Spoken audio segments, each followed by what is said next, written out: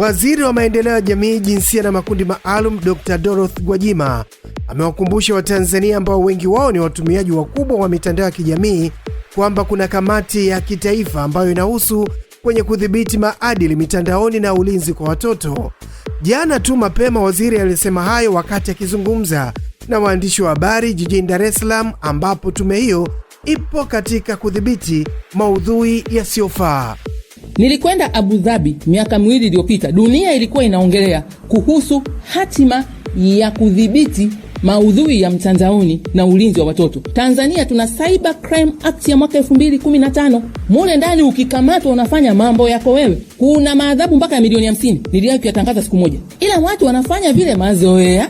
Mwingine anafanya kosa yuko nje ya nchi, hayuko hapa. Lakini kwa sababu mitandao yetu inafika mpaka huku, tunakuja kuyaona na sisi, hasa kwa upande wa watoto, ili wasiingie huko. Hii kamati itakuja sasa na mapendekezo kama mlivyoona kwenye nchi nyingine. Kwenye kipindi hiki mabunge yetu 5 yajayo, tukija na huo mkakati wa kusema sasa ni hivi, naomba ushirikiano, tuwalinde hao watoto. Isije ikawa anazuia, anafanyaje, tutatumia mbinu za nchi zingine walizofanya wakafanikiwa, tuweze kuwalinda hao watoto. Lakini wewe mtu mzima, sio mtoto, unabandika vitu vyako huko. Kamati hii sasa hivi haitaishia kuwaita tu na kuwaonya. Tumeonya sana kwenye serikali ya awamu ya 6 kipindi cha kwanza. Bwana, tutakupeleka mahakamani ukapambane na the Cyber Crime Act ya mwaka 2015 ya Tanzania. Mnipo ushirikiano. Msiseme kaanza tena. Ushirikiano tu tupeane. Chagua kati ya hayo.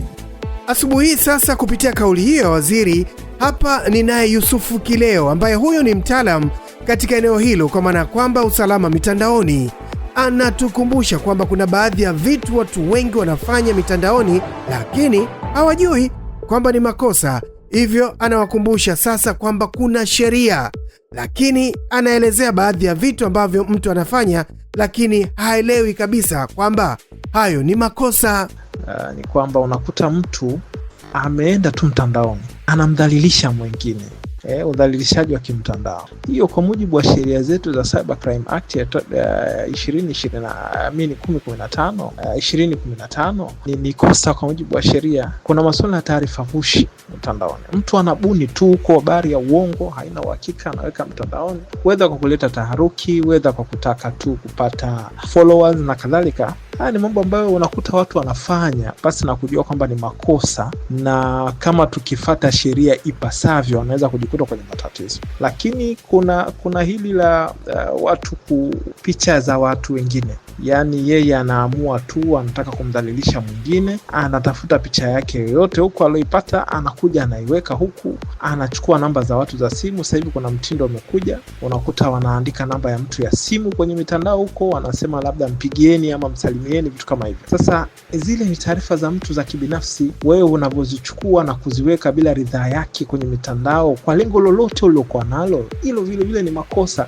Kwa hiyo kuna makosa mengi. Nafikiri kuna haja ya sisi kutoa elimu ya uelewa kwa watu, tuendelee kuwakumbusha, na hasa nafikiri tufocus zaidi kwenye sheria makosa yanayojirudia ya mitandaoni na adhabu zake zinasemaje. Na mimi ninavyojua ni kwamba na nimekuwa nikishauri na nafikiri ni hivyo twende, ni kwamba ifike wakati kama nchi sasa tuwe serious, kwa sababu tunapochukulia udogo haya mambo yanavyoenda, mengine analeta si tu taharuki, mengine anaweza kudestabilize usalama wa nchi. Kwa hiyo tuanze kuchukua hatua, na nafikiri tutapiga hatua kubwa sana kwenye eneo hilo. Wenzetu nchi zilizoendelea huwa wanachukua hatua kali sana, tena ngumu na zinazoogopesha, lakini sisi nafikiri tunaweza tukachukua hatua kwa level kubwa 3.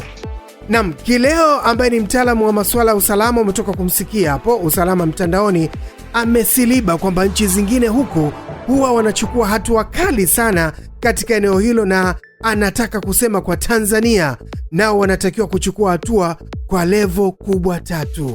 Sasa ni kwa level gani na kwa ukubwa gani? Na anasema ziko 3. Ya kwanza ipi, ya pili ipi, na ya tatu ipi? Kesho tutazijua vizuri kupitia Shubiri Sukari na Solution hapa kupitia Clouds FM.